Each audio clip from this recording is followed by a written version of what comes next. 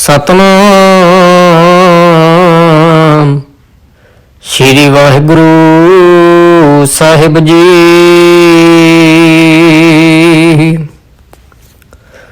ਸੁਖ ਹੋਟਲ ਗੁਰ ਸੇਵੀਐ, ਅਹਨਿਸ ਸਹਿਜ ਸੁਪਾਏ। ਦਰਸ਼ਨ ਪਰਸੀਐ ਗੁਰੂ ਕੈ,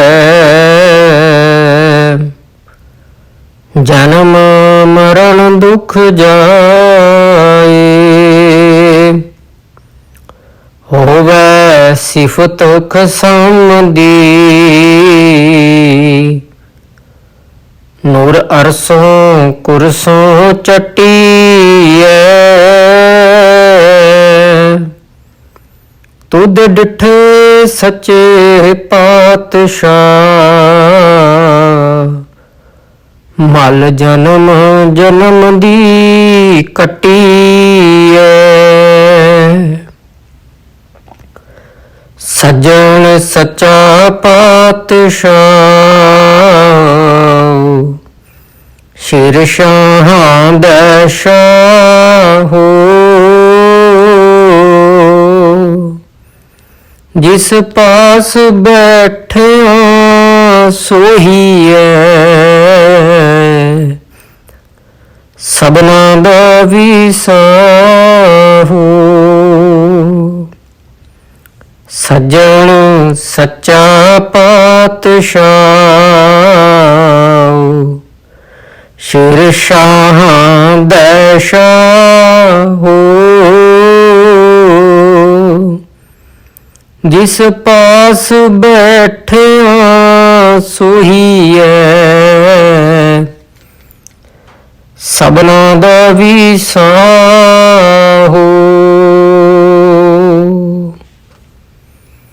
ਸਤਨਾਮ ਸ਼੍ਰੀ ਵਾਹਿਗੁਰੂ ਸਾਹਿਬ ਜੀ।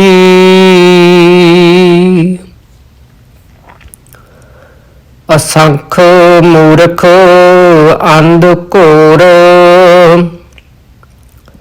ਅਸੰਖ ਚੋਰ ਹਰਾਮ ਖੋਰ। ਅਸੰਖ ਮੂਰਖ ਅੰਧ ਘੋਰ। ਵਾਹਿਗੁਰੂ ਨਿਰੰਕਾਰ ਦੀ ਰਚੀ ਹੋਈ ਸ੍ਰਿਸ਼ਟੀ ਵਿੱਚ ਅਨੇਕਾਂ ਹੀ ਬੇਅੰਤ ਹੀ ਮਹਾ ਮੂਰਖ ਲੋਕ ਹਨ। ਬੇਅੰਤ ਹੀ ਜਿਨ੍ਹਾਂ ਨੂੰ ਕੋਈ ਸਮਝ ਨਹੀਂ, ਮੂਰਖ ਹਨ। ਅਸੰਖ ਚੋਰ ਹਰਾਮ ਖੋਰ।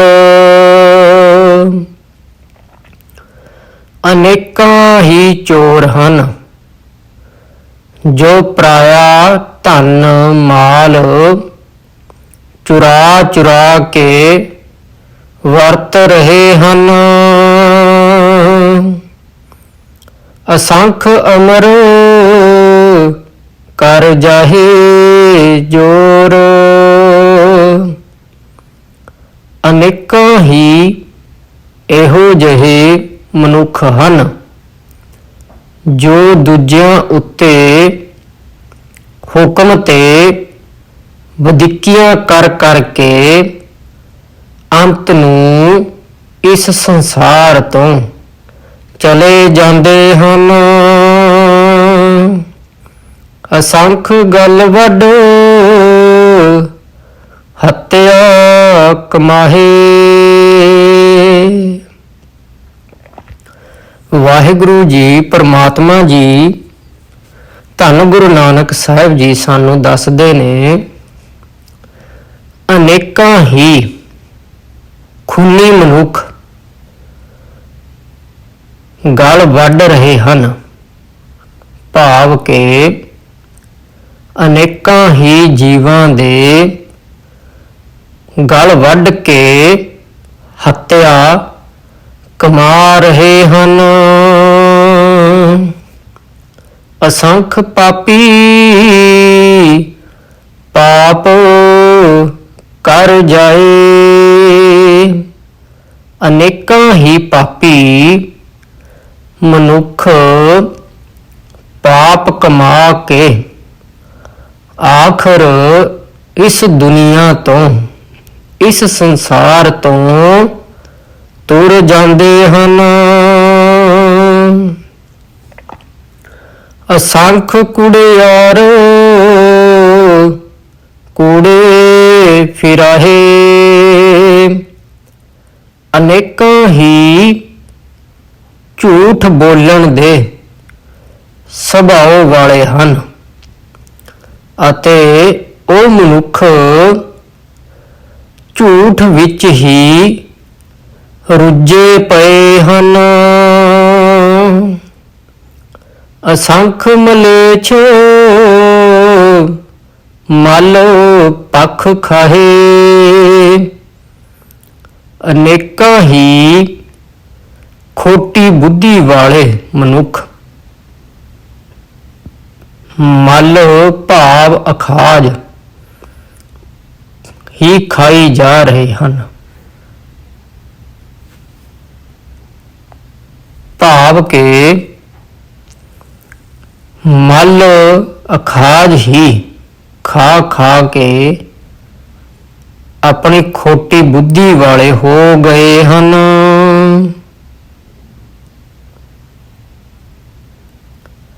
ਅਸੰਖ ਨਿੰਦਕ ਸਿਰ ਕਰੈ ਭਾਰ। ਅਨੇਕਾਂ ਹੀ ਨਿੰਦਕ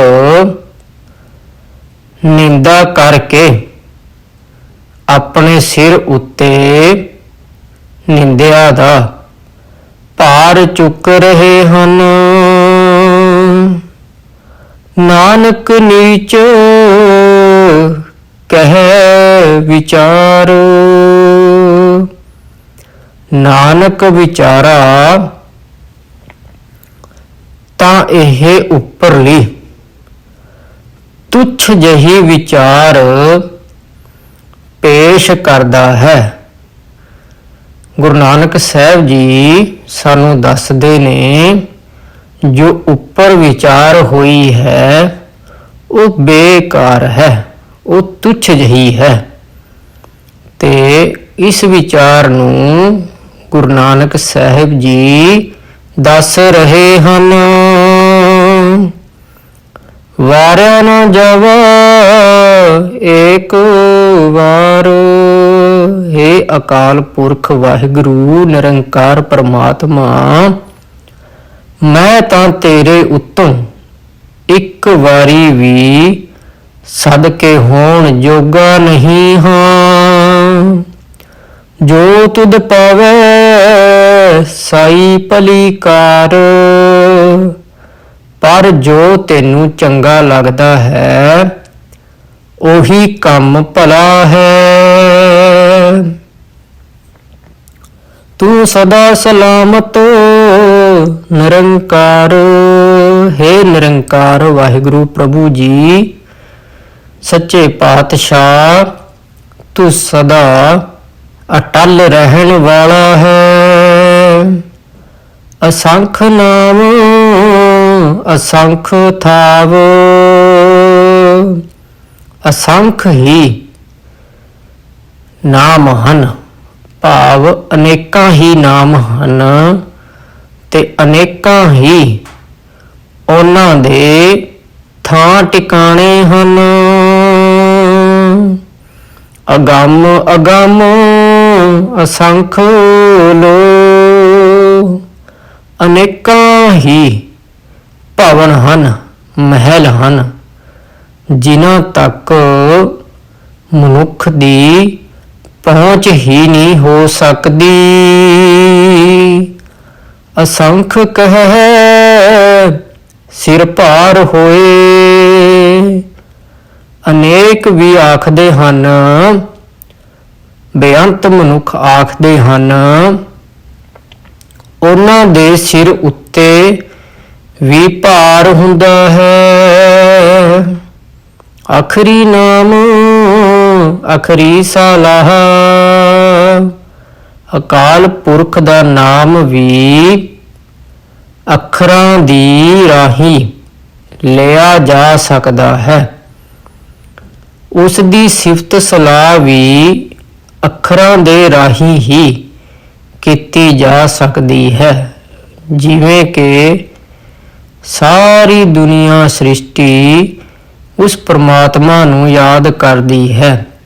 ਵਾਹਿਗੁਰੂ ਵਾਹਿਗੁਰੂ ਵਾਹਿਗੁਰੂ ਵਾਹਿਗੁਰੂ ਵਾਹਿਗੁਰੂ ਵਾਹਿਗੁਰੂ ਵਾਹਿਗੁਰੂ ਵਾਹਿਗੁਰੂ। ਅਖਰੀ ਗਿਆਨ ਗੀਤ ਗੁਣ ਗਾਹਾ।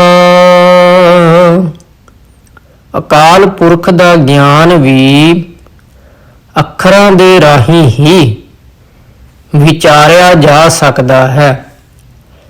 ਅੱਖਰਾਂ ਦੇ ਰਾਹੀਂ ਹੀ ਉਸ ਦੇ ਗੀਤ ਅਤੇ ਗੁਣਾਂ ਤੋਂ ਜਾਣੂ ਹੋ ਸਕਦਾ ਹੈ।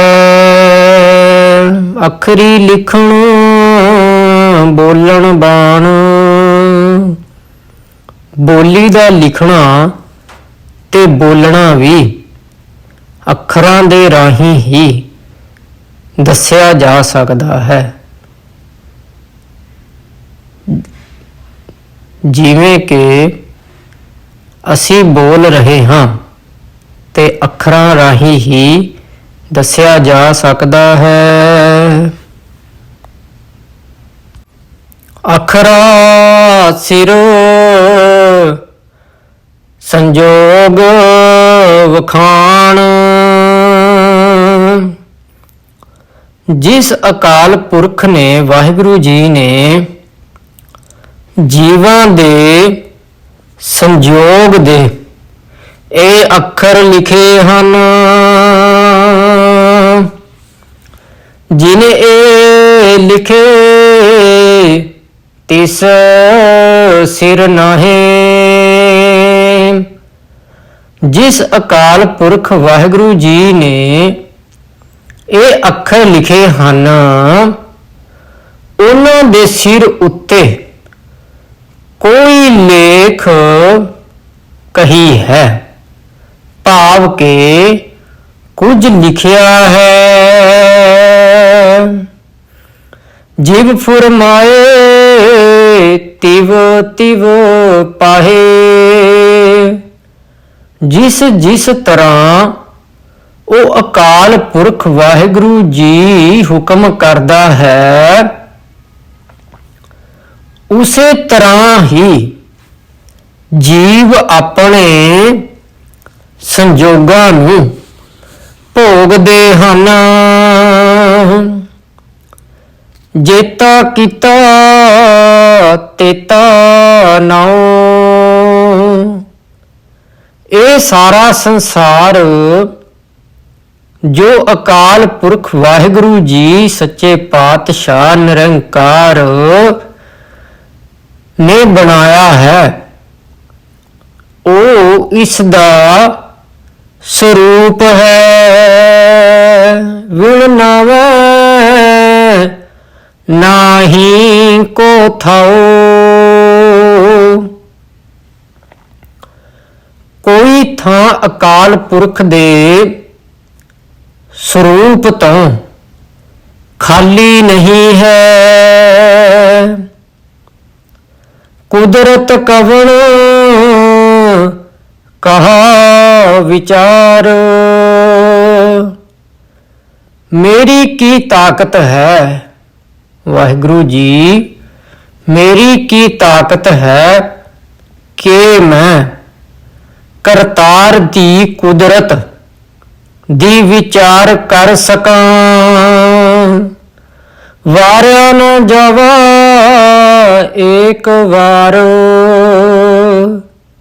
ਹੇ ਅਕਾਲ ਪੁਰਖ ਵਾਹਿਗੁਰੂ ਸੱਚੇ ਪ੍ਰਮਾਤਮਾ, ਮੈਂ ਤਾਂ ਤੇਰੇ ਉੱਤੋਂ ਇੱਕ ਵਾਰੀ ਵੀ ਸਦਕੇ ਹੋਣ ਜੋਗਾ ਨਹੀਂ ਹਾਂ। ਜੋ ਤੁਧ ਪਾਵੈ ਸਾਈ ਭਲੀ ਕਾਰ। ਜੋ ਤੈਨੂੰ ਚੰਗਾ ਲੱਗਦਾ ਹੈ ਉਹੀ ਕੰਮ ਭਲਾ ਹੈ। ਤੂੰ ਸਦਾ ਸਲਾਮਤ ਨਿਰੰਕਾਰ। ਹੈ ਨਿਰੰਕਾਰ ਵਾਹਿਗੁਰੂ ਜੀ ਸੱਚੇ ਪਾਤਸ਼ਾਹ, ਤੂੰ ਸਦਾ ਅਟਲ ਰਹਿਣ ਵਾਲਾ ਹੈ। ਪਰਿਐ ਹੱਥ ਪੈਰ ਧਨ ਦੇ, ਜੇ ਹੱਥ ਪੈਰ ਜਾਂ ਸਰੀਰ ਲਿਬੜ ਜਾਏ, ਪਾਣੀ ਧੋਤੈ ਉਤਰਸ ਖੇ। ਪਾਣੀ ਨਾਲ ਧੋਤਿਆਂ ਉਹ ਮੈਲ ਉਤਰ ਜਾਂਦੀ ਹੈ। ਮੂਤ ਪਲੀਤੀ ਕੱਪੜ ਹੋਏ, ਜੇ ਕੋਈ ਕੱਪੜਾ ਮੂਤਰ ਨਾਲ ਗੰਦਾ ਹੋ ਜਾਏ, ਦੇ ਸਾਬੁਣ ਲਈਐ ਉਹ ਧੋਏ। ਸਾਬਣ ਨਾਲ ਉਸ ਨੂੰ ਧੋ ਲੈਂਦੇ ਹਨ। ਪਰਿਐ ਮਤ ਪਾਪਾਂ ਕੈ ਸੰਗ, ਪਰ ਜੇ ਮਨੁੱਖ ਦੀ ਬੁੱਧੀ, ਮਨੁੱਖ ਦੀ ਸੋਚ ਪਾਪਾਂ ਨਾਲ ਮੈਲੀ ਹੋ ਜਾਏ, ਉਹ ਧੋਪੈ ਨਾਵੈ ਕੈ ਰੰਗ। ਉਹ ਪਾਪ ਅਕਾਲ ਪੁਰਖ ਦੇ ਨਾਮ ਵਿੱਚ ਪਿਆਰ ਕਰਨ ਨਾਲ ਹੀ ਧੋਇਆ ਜਾ ਸਕਦਾ ਹੈ। ਕਿਵੇਂ ਧੋਇਆ ਜਾ ਸਕਦਾ ਹੈ? ਵਾਹਿਗੁਰੂ ਵਾਹਿਗੁਰੂ ਵਾਹਿਗੁਰੂ ਵਾਹਿਗੁਰੂ ਵਾਹਿਗੁਰੂ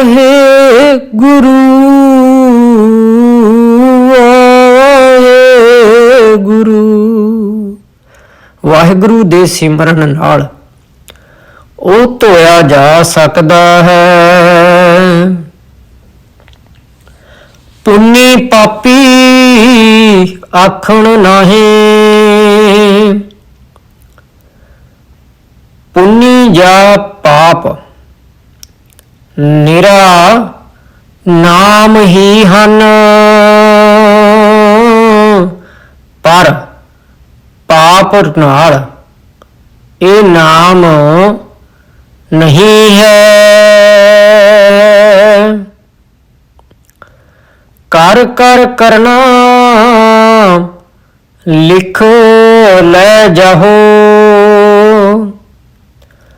ਤੂੰ ਜਿਹੋ ਜਿਹੇ ਕਰਮ ਕਰੇਗਾ ਤਿਹੋ ਜਿਹੇ ਸੰਸਕਾਰ ਆਪਣੇ ਅੰਦਰ ਲੈ ਕੇ ਨਾਲ ਜਾਏਗਾ। ਆਪੇ ਬੀਜੋ ਆਪੇ ਹੀ ਖਾਓ, ਜੋ ਕੁਝ ਤੂੰ ਬੀਜੇਗਾ ਉਸ ਦਾ ਫਲ ਆਪ ਹੀ ਖਾਏਗਾ। ਨਾਨਕ ਹੁਕਮੀ ਆਵੋ ਜਾਓ, ਹੇ ਨਾਨਕ ਵਾਹਿਗੁਰੂ ਜੀ ਦੱਸਦੇ ਨੇ, ਅਕਾਲ ਪੁਰਖ ਦੇ ਹੁਕਮ ਵਿੱਚ ਜਨਮ ਮਰਨ ਦੇ ਗੇੜ ਵਿੱਚ ਪਿਆ ਰਹੇਗਾ। ਤੀਰਥ ਤਪ ਦਇਆ ਦਤ ਦਾਨ। ਤੀਰਥਾਂ ਤੇ ਜਾ ਕੇ ਤਪਾਂ ਦੀ ਸਾਧਨਾ ਕਰਕੇ ਜੀਆਂ ਤੇ ਦਇਆ ਕਰਨੀ ਤੇ ਦਿੱਤਾ ਹੋਇਆ ਦਾਨ ਉਹ ਵੀ ਇਸ ਵਿੱਚ ਆਉਂਦਾ ਹੈ। ਦਿੱਤਾ ਹੋਇਆ ਦਾਨ ਦੀ ਵੀ ਇਸ ਵਿੱਚ ਆਉਂਦਾ ਹੈ। ਜੇ ਕੋ ਪਾਵੇ ਤਿਲ ਕਾ ਮਾਨ। ਪਰ ਜੇ ਕੋਈ ਮਨੁੱਖ ਕੋਈ ਵਡਿਆਈ ਮਿਲ ਵੀ ਲਏ ਤਾਂ ਰਤਾ ਮਾਤਰ ਹੀ ਮਿਲਦੀ ਹੈ।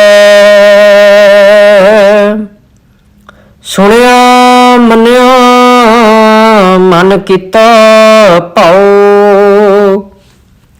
ਜਿਸ ਮਨੁੱਖ ਨੇ ਵਾਹਿਗੁਰੂ ਅਕਾਲ ਪੁਰਖ ਦੇ ਨਾਮ ਵਿੱਚ ਸੂਰਤ ਜੋੜੀ ਹੈ ਤੇ ਜਿਸ ਦਾ ਮਨ ਨਾਮ ਵਿੱਚ ਰੰਗ ਗਿਆ ਹੈ ਅਤੇ ਜਿਸ ਨੇ ਆਪਣੇ ਮਨ ਵਿੱਚ ਅਕਾਲ ਪੁਰਖ ਦਾ ਪਿਆਰ ਪੈਦਾ ਕੀਤਾ ਹੈ, ਉਸ ਨੂੰ ਵਾਹਿਗੁਰੂ ਜੀ ਕਹਿੰਦੇ ਨੇ ਕਿ ਆਪਣੇ ਮਨ ਨੂੰ ਤੂੰ ਠਹਿਰਾਓ ਕਰ।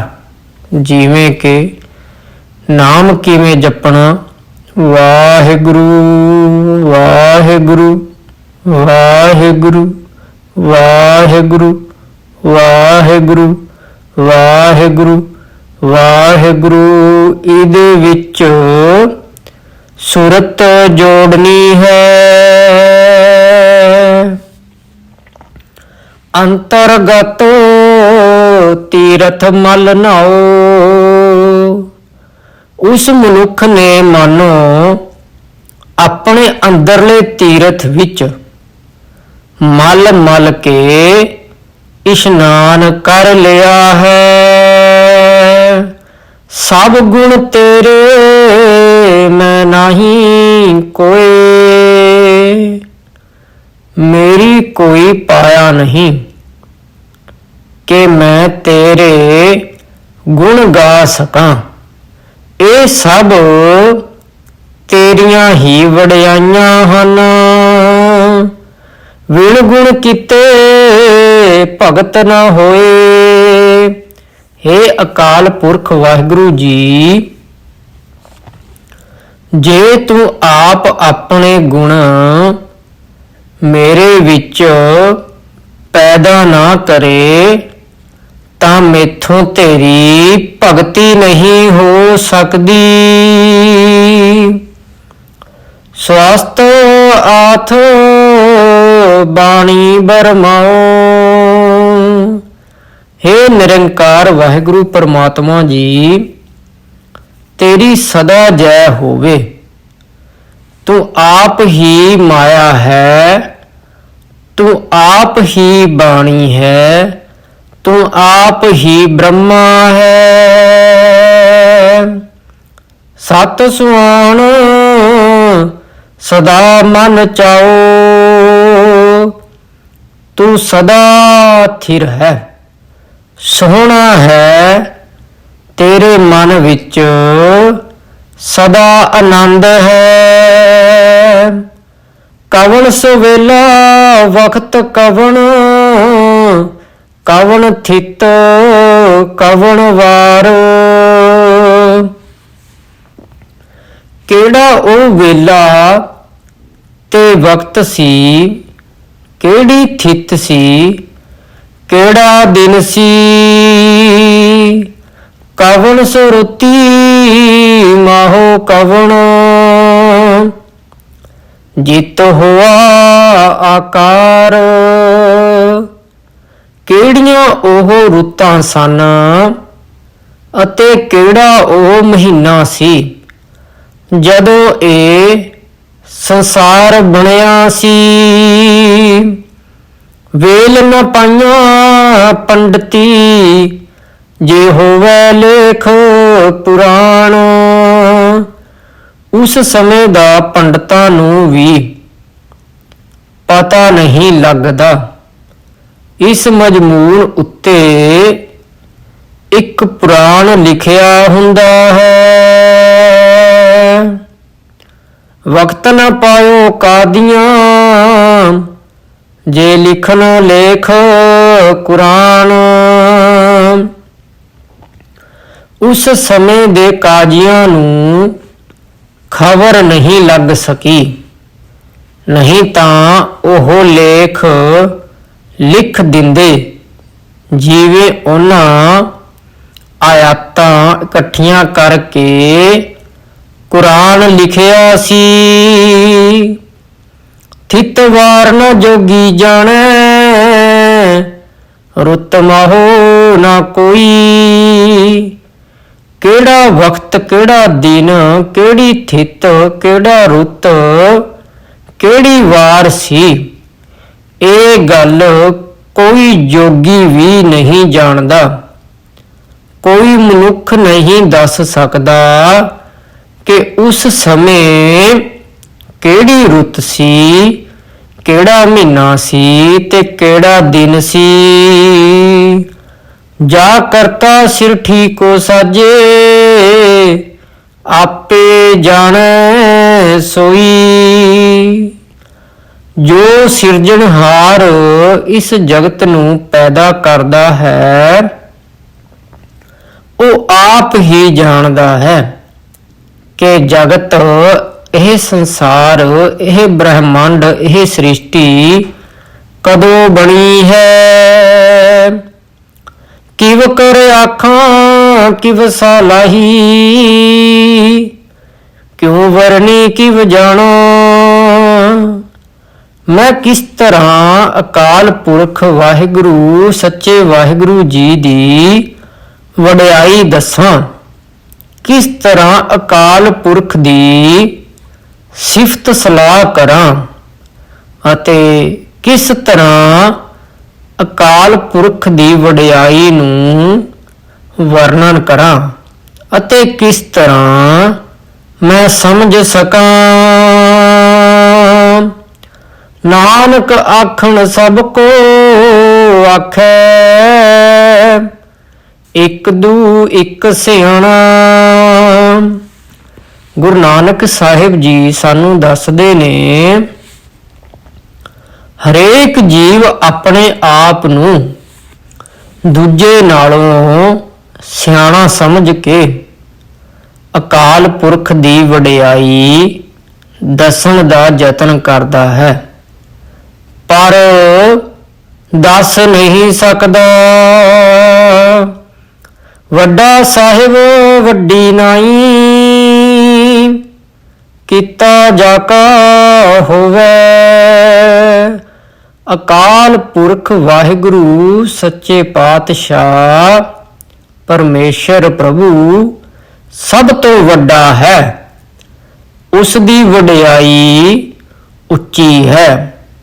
ਜੋ ਕੁਝ ਜਗਤ ਵਿੱਚ ਹੋ ਰਿਹਾ ਹੈ, ਉਸੇ ਦਾ ਕੀਤਾ ਹੋ ਰਿਹਾ ਹੈ। ਨਾਨਕ ਜੇ ਕੋ ਆਪੋ ਜਾਣੈ, ਅੱਗੇ ਗਿਆਨ ਸੋ ਹੈ।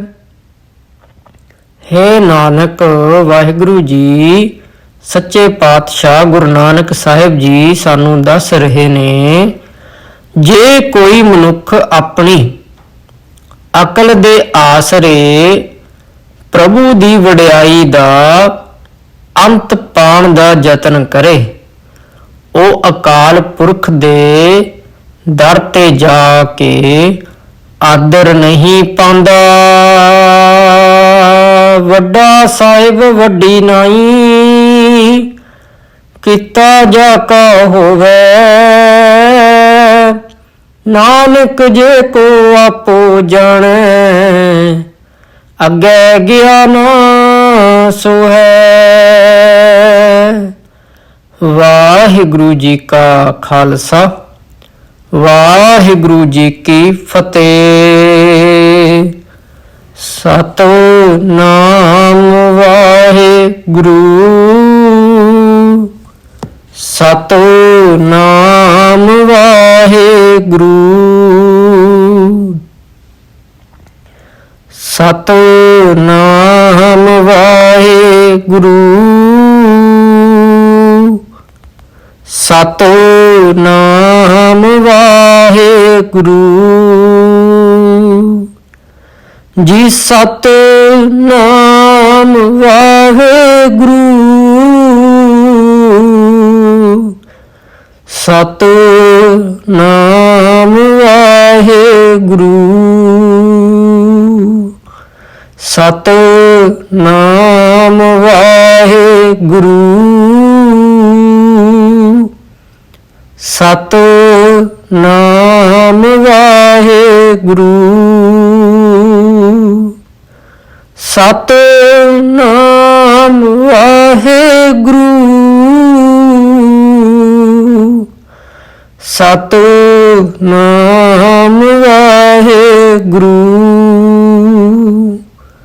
ਵਾਹਿਗੁਰੂ ਜੀ ਕਾ ਖਾਲਸਾ, ਵਾਹਿਗੁਰੂ ਜੀ ਕੀ ਫਤਿਹ।